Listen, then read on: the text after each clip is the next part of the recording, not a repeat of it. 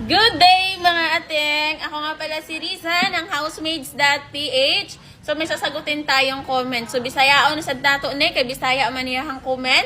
So sa mga hindi nakaintindi ng Bisaya, explain ko na lang kung ano yung sinasabi niya.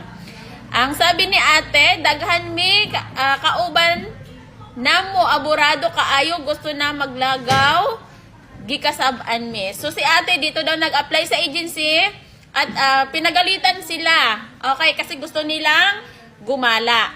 Okay, ito ang masasabi ko sa inyo. Dito sa agency, mas lalo kung late na kayo dumating, mas lalo pag halimbawa Saturday na kayo dumating. So, pagka kinabukasan talaga, wala kaming pasok, walang opisina pag linggo. So, lahat ng mga aplikante nakastay lang sa accommodation.